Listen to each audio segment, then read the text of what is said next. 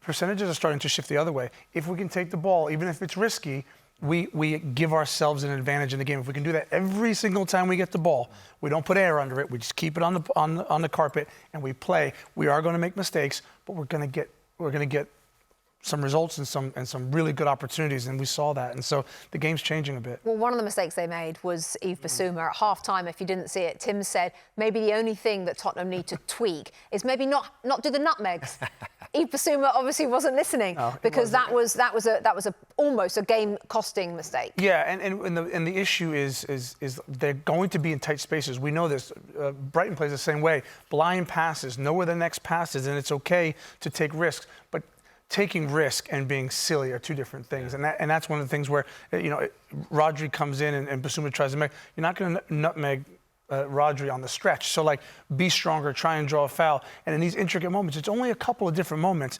Be more clever. To lose 3 games in a row and then go to City and play the way you want to play and come away having scored 3 and taken a point, what will that do to Tottenham?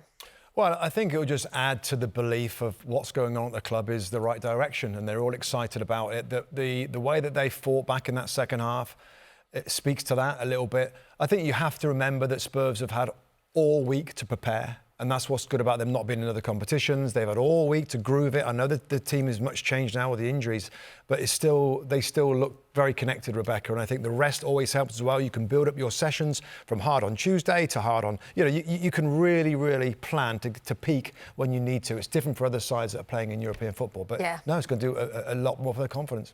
I just want to say, it's so easy to say, oh, he's going to stick to his ways, right? We all know because we've played for managers. You lose 3 on the bounce, Bex. You're going to Man City. You know what every manager I've ever played for does? Listen, lads, you've got to get me results, because he feels for his job. So the fact that Postecoglou could just sit there and go, doesn't matter to me. I mean, it's human nature, isn't it? It's human nature to want to be more protective and more defensive. It's amazing that he can do it and that he's breeding that confidence.